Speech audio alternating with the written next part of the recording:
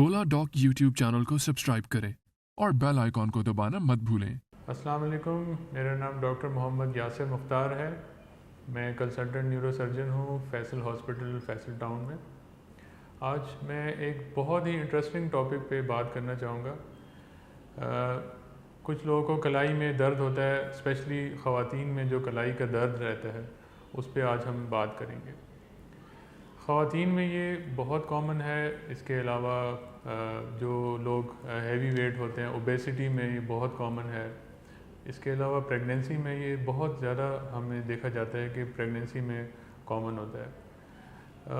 जो कलाई का दर्द है वो मुख्तलिफ़ किस्मों के होते हैं, इसमें मुख्तलिफ़ बीमारियां होती हैं। कुछ मसल्स और टेंडन के रिलेटेड होती हैं, कुछ नर्व्स के रिलेटेड होती हैं और कुछ जो है वो हड्डियों से भी रिलेटेड होती हैं।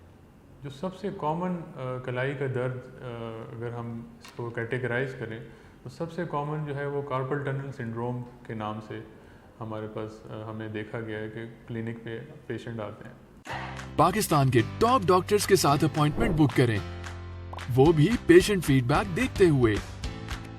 लाखों लोगों की तरह पाकिस्तान के सबसे बड़े डॉक्टर नेटवर्क का फायदा उठाएं और आज ही ओला डॉक ऐप डाउनलोड करें। ओला डॉक, डॉक्टर का अपॉइंटमेंट आसानी से। कार्पल टनल सिंड्रोम एक ऐसी बीमारी है जो कलाई का दर्द है, जो 3 उंगलियों में उसका दर्द जाता है। अंगूठे में, शहादत की उंगली और ये जो मिडिल फिंगर है, इसमें हमने देखा गया है कि दर्द या झुंझुनाहट सी महसूस होती है। ये दर्द इतना शदीद होता है कि रात को, स्पेशली रात को बहुत ज़्यादा तकलीफ़ देता है और पेशेंट जो है वो सो नहीं सकता ठीक से, अपने काम नहीं कर सकता। स्पेशली यहाँ पर मैं ये बताना चाहूँगा कि कुछ लोग जिनका प्रोफेशन ऐसा होता है, जैसे टाइपिंग करते हैं या कोई मज़दूर होते हैं या जिनको रिस्ट का काम ज़्यादा होता है, किचन में ख़वातीन रिस्ट जो पकाते हुए रिस्ट का इस्तेमाल ज़्यादा करती हैं, हांडी में चम्मच हिलाते हुए, वो बआसानी ये काम नहीं कर सकती। अब मैं ये बताना चाहूँगा कि ये किन लोगों में बहुत कॉमन है। स्पेशली ये जो ख़वातीन जो प्रेग्नेंट होती हैं उनमें बहुत कॉमन है। ये एक हाथ में भी हो सकता है, दूसरे हाथ में भी, दोनों हाथों में एक साथ भी हो सकता है। इसके अलावा जो लोग क्रॉनिक डायबिटीज़ के पेशेंट होते हैं उनमें ये देखा गया है कि ये बहुत ज़्यादा कॉमन पाया जाता है। रूमेटॉइड आर्थराइटिस एक बीमारी है जॉइंट्स की, उसमें ये पाया जाता है। हाइपोथायराइड जो कि थायराइड की हार्मोन्स की कमी की वजह से ये होता है, तो उसकी वजह से भी कार्पल टनल सिंड्रोम बहुत कॉमन है। अब प्रेग्नेंट फीमेल्स में जब बेबी डिलीवर होता है तो ये कंडीशन खुद ही रिजॉल्व हो जाती है। अमूमन ये देखा गया है कि 98% ख़वातीन में ये कलाई का दर्द खुद ठीक हो जाता है, लेकिन लेटर ऑन इन लाइफ उनको ये दोबारा भी ये दर्द हो सकता है। इसके अलावा अगर हम इसके इलाज की बात करें तो इसका इलाज इसकी सिवियरिटी पे डिपेंड करता है, तो किस तरह किस नौइयत का दर्द है। जहाँ तक ये सिवियरिटी का ताल्लुक़ है, हम एक ख़ास किस्म का एक टेस्ट कराते हैं जिसको हम कहते हैं नर्व कंडक्शन स्टडीज़। वो एक ऐसा टेस्ट है जिसमें हमें ये मालूम हो जाता है कि ये किस किस्म का दर्द है, माइल्ड किस्म का है या मॉडरेट किस्म का है या सीवियर किस्म का है। याद रहे कि ये जो नर्व कंडक्शन स्टडी है, ये मीडियन नर्व हमारे हाथ से गुजर रही होती है, जो कि इन 3 उंगलियों को सप्लाई करती है। ये उसका टेस्ट है। उसमें हम देखते हैं जो उसमें जो करंट पास हो रहा होता है उसको हम देखते हैं कि कितने % और कितना सीवियर ये इसको डैमेज किया हुआ है।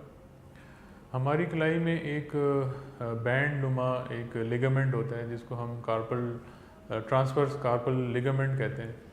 इसके नीचे से ये नर्व गुजर रही होती है और अमूमन हम ये देखते हैं कि ये जो लिगामेंट है इसके थिक होने की वजह से ये नर्व दब जाती है और ये दर्द शुरू हो जाता है। तो ये नर्व कंडक्शन स्टडीज़ जो हैं ये हमें बताती हैं कि कितना सीवियर है। अगर इसके इलाज की बात करें हम तो इसमें दवाइयाँ भी दी जाती हैं, कुछ एक्सरसाइजेज हैं, कुछ सपोर्टिव एलिमेंट्स हैं जिस तरह स्प्लिंट्स हो गए, और कुछ जो है वो सर्जरी है। हम वन बाय वन इसको ब्रीफली डिस्कस करेंगे। अगर हम बात करें दवाइयों की, तो दवाइयाँ इसमें कहा जाता है, रिसर्च और हमें ये क्लिनिकल भी देखते हैं कि इतना ख़ास इफ़ेक्ट नहीं होता पेन किलर्स का, स्पेशली जो एनसेड्स लेते हैं, पैरासीटामोल एंड वॉल्ट्रॉल वगैरह, उससे हम इतना ख़ास फ़र्क नहीं पड़ता। लेकिन जहाँ तक हम स्टीरॉयड्स की बात करें, तो स्टीरॉयड्स हम देते हैं ऐसी कंडीशन में, स्पेशली जो लोकल इंजेक्शन के थ्रू हम देते हैं, और वो हम लगाते हैं ये मीडियन नर्व के अराउंड लोकल स्टेरॉइड्स हम लगा के, तो पेशेंट को 2 या 3 दिन में वो पेन रिलीव हो जाता है। इसके अलावा जो कुछ एक्सरसाइजेज हैं जो कि योगा से रिलेटेड हैं, उससे भी आराम आता है। कुछ पॉस्चर्स हैं, उससे भी पेशेंट को आराम आ जाता है। इसके अलावा ये एक ख़ास किस्म का स्प्लिंट मिलता है जिसे हम रिस्ट स्प्लिंट कहते हैं। ये पेशेंट को हम एडवाइस करते हैं, जो कि ये कलाई के अराउंड वो पहनते हैं, हाफ दस्ताना टाइप का होता है। यहाँ मैं आपको पिक्चर भी एक डिस्प्ले में लगा दूँगा। तो वो पेशेंट को हम एडवाइस करते हैं कि वो लगा के रखें, ज़्यादातर वो पहन के रखें, ताकि ये रिस्ट की जो मूवमेंट है वो ज़्यादा ना हो, और हरकत ना करने की वजह से, आराम देने की वजह से वो दर्द बेहतर हो जाता है। अमूमन मैं अपने पेशेंट्स को कहता हूँ कि आप रात के टाइम जब सोते हैं तो तब ये स्प्लिंट पहन के रखें, क्योंकि दिन के वक्त पॉसिबल नहीं होता, डिफरेंट हम काम कर रहे होते हैं, तो उसमें ये पॉसिबल नहीं है। फिर मेरे पास ऐसे पेशेंट भी आते हैं जो टाइपराइटर पे या कंप्यूटर पे टाइपिंग का उनका काम होता है। उनको मैं ये एडवाइस करता हूँ कि कोई जेल पैड ले लें जो रिस्ट के नीचे रख के वो कंफर्ट दे उसको, फिर वो काम करें। ख़वातीन का बड़ा डिफ़िकल्ट होता है, ख़वातीन को डिफरेंट हाउस होल्ड एक्टिविटीज़ करनी पड़ती हैं, काम करना पड़ता है, उनके लिए बड़ा डिफ़िकल्ट है। लेकिन उनको मैं यही एडवाइस करता हूँ कि वो रात को ये स्प्लिंट पहन के सोएं, उससे काफ़ी हद तक आराम आ जाता है। फिर डेफिनेटली जो गोल्ड स्टैंडर्ड जो ट्रीटमेंट है, इसका जो हतमी इलाज है, वो तो सर्जरी है। सर्जरी बहुत सिंपल सी है, बहुत मामूली है, लोकल सेटअप में क्लिनिक पे हो जाती है।